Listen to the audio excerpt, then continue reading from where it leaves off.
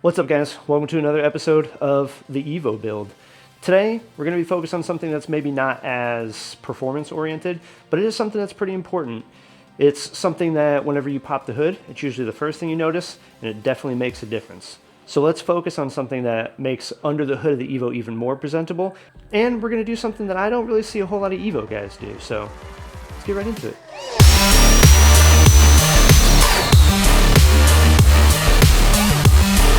You're right. You guessed it. We're going to be modifying the valve cover. So this is a factory Evo 8 valve cover. Second one that's been on this car, because I've cracked one before. We're going to be making some changes to it. Evos, and I think a lot of turbocharged cars, have some issues with building crankcase pressure. So basically, you have your piston ring that goes around your piston, and the turbo is shoving a whole bunch of air in there.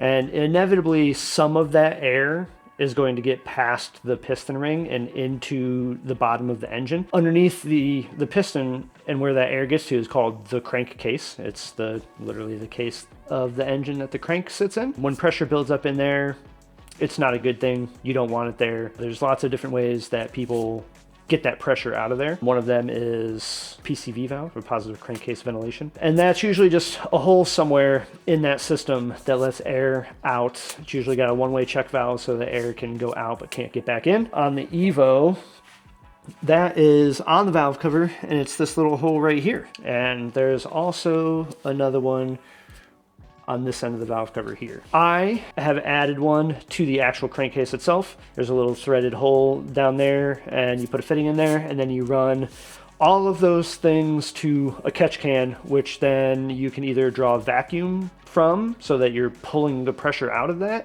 or you can just vent it to the atmosphere and give it a way to just release that pressure through, typically people do like a little air filter. So you see those catch cans, got those little air filters on the top of them. So I have a catch can, it bolts down to the front of the transmission. It has 3 ports on it, and it is pulling from the 2 holes on the valve cover and then one on the actual block itself. How I had it set up was STM makes little ports that you kind of press into the holes of this valve cover, and on the other end of them they have AN fittings so that you can run AN lines to your catch can. I have been having a lot of issues keeping those little press-in fittings in. The pressure in the crankcase tends to push those fittings out of the valve cover. I've tried siliconing them in and gluing them in. Somehow they always make their way back out. When they do, it makes a big mess. So in order to prevent that from happening in the future, I have bought some fittings that are no longer press-in.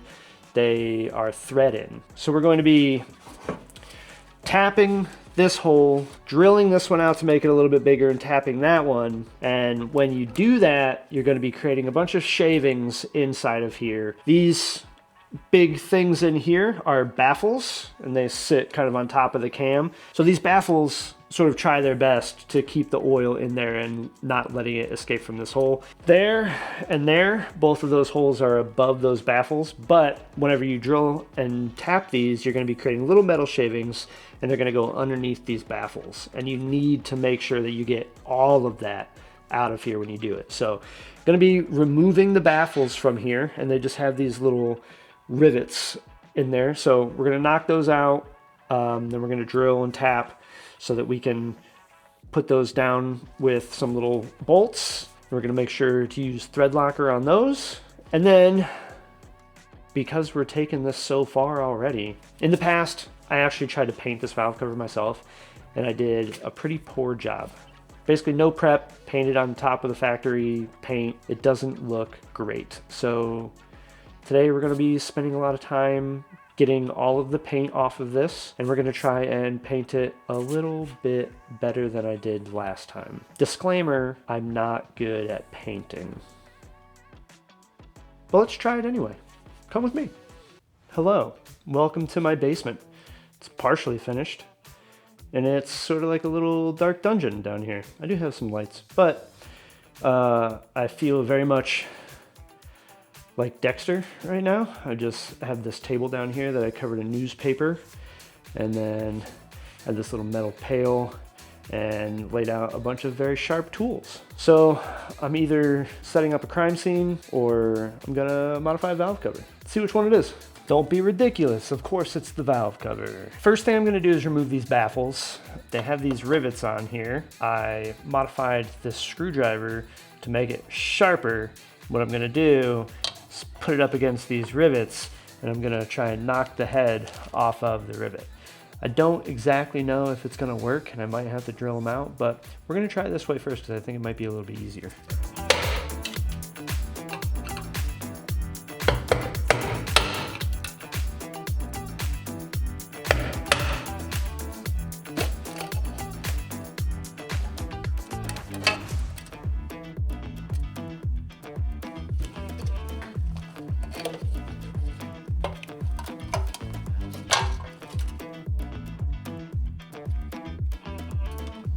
Okay, next up in our recipe, we're gonna baste it.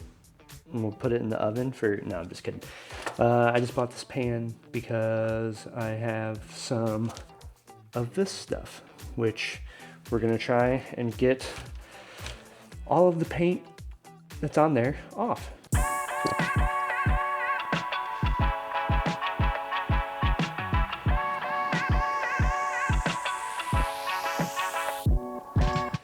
Now we let it sit.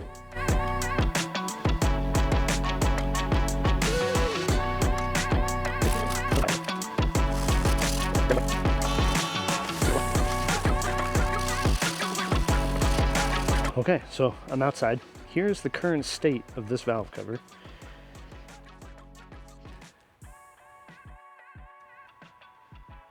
At the beginning of this video, I said that I was going to try and do something that I don't see a whole lot of Evo guys do with their valve cover. We're going to do that right now. At least I'm going to try before we do the next round of paint stripping. I am going to attempt to shave the valve cover, which means these bumps, this valve cover is magnesium, so you got this little MG logo here, and then these little raised ridges on both of these. I am going to attempt to shave those smooth so that once this is painted, it'll have a nice smooth finish on the top of it instead of having those ridges. I don't really see a whole lot of Evo guys do that to their valve cover. I've seen aftermarket valve covers. I think it'll give this valve cover a look that is a little bit different than some of the other Evos. So I'm gonna go ahead and give it a shot.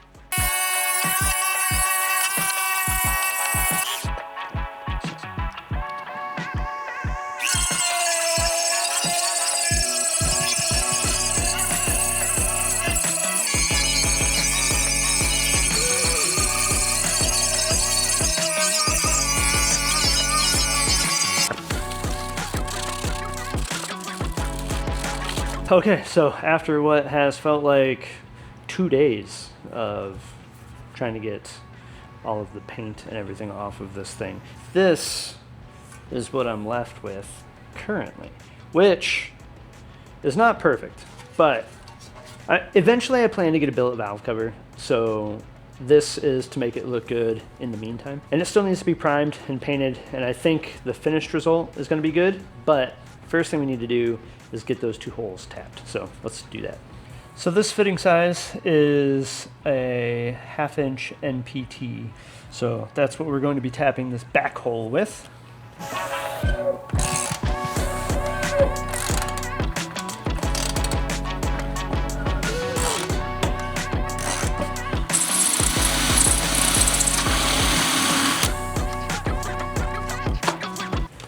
This fitting for the end is a 1/4 inch NPT. So we have that tab here. We'll do that one next. All right, both of these guys are now threaded and I am very shiny. Okay, so next step is to be able to create a solution for remounting these things back underneath the valve cover. As you remember, we kind of knocked off the rivets that held this in. We're going to put these back where they go. We're going to use a spring-loaded punch.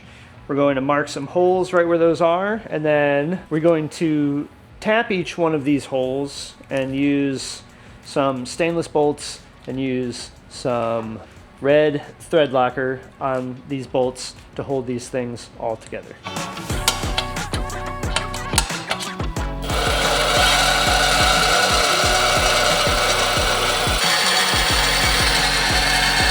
These are little self-tapping screws. I just drilled pilot holes in each one of these holes and then ran these down in there to create the threads. Now I'm gonna clean every little piece of metal that's in here out of here 4 or 5 times because you don't want any metal to be left in here at all. Okay, now that this thing has been thoroughly cleaned out, we are going to go ahead and reinstall these 2 baffles and go in there like that. And we'll make sure to use the Loctite on the bolts, and we're going to be sealing it up with Mitsubishi Bond.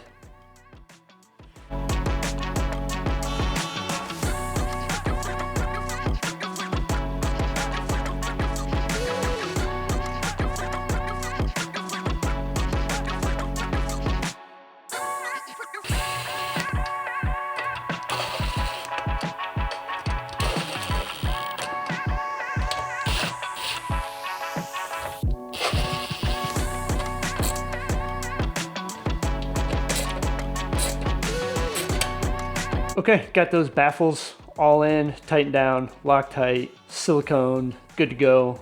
Gonna let that dry overnight, and then we're gonna come back tomorrow, we're gonna paint this thing. It's gonna be looking snazzy. Then we're gonna put it back on. Let's go. Got fresh newspaper down on the table. If you guys see any ads in there and you're like, wow, that's a really good deal, this newspaper's pretty old. Also, none of these are sponsors, you know, stuff like that. But fresh newspaper, silicone's all dry, so let's tape this thing off and get it painted.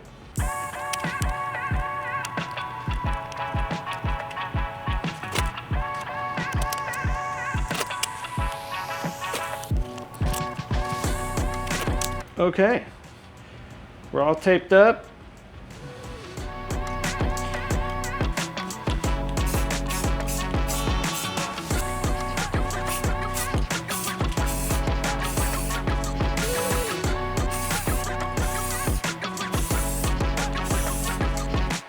Coat number 2.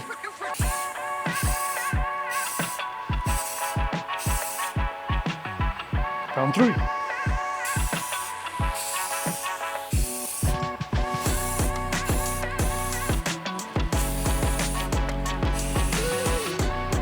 First coat of paint.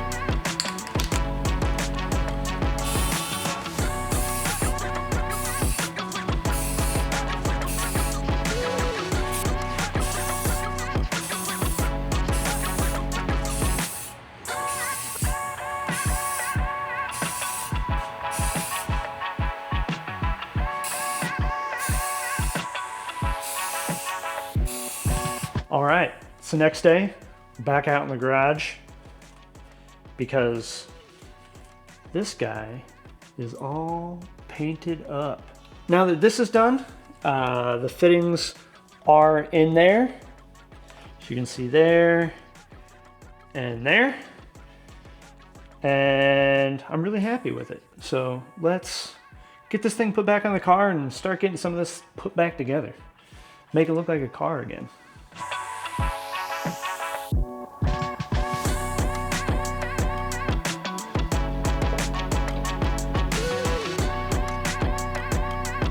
Also have all new stainless hardware, so make it even more fancy.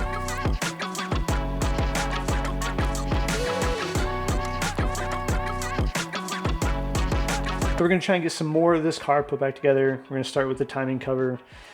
This is the timing cover. I did get all new timing cover bolts from STM.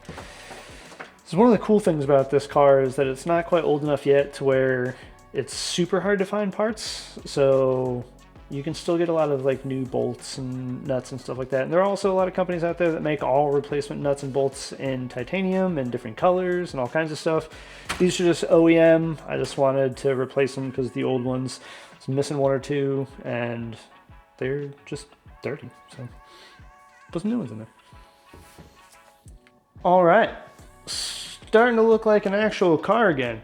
Still missing an intake manifold, but the valve cover being cleaned up and a lot of the new clean bolts and stuff being put in there makes this engine bay look really nice now. Now, I know it wasn't a huge step forward in progress for the overall build, but I do think that this was an important step in making the car look better, which is something that I'm kind of focusing on this time around. I know that it's still not the cleanest build, but I think overall, under the hood, it's starting to look a lot better. I think with the wiring harness, the electronic throttle body, and everything else that we're doing is gonna make everything look really good. The next thing that we need to tackle is the fuel system. So we will be getting a new fuel pump, running 2 fuel pumps now, so we're adding one, and then also all new lines. So we're going bigger lines for feed and return, and that's going to be the next step in this build before we get to the ECU. So if you're interested, you want to see more, subscribe, helps me out. Let's build fun stuff. Let's have fun. Peace.